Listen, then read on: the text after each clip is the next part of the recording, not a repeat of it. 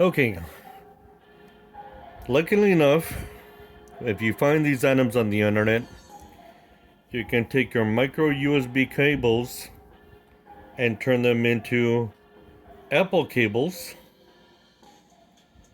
if they're recognizable,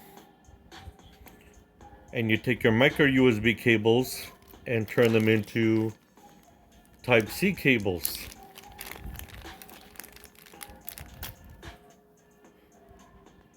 You'll find that in making purchases like this, sometimes the adapters do work.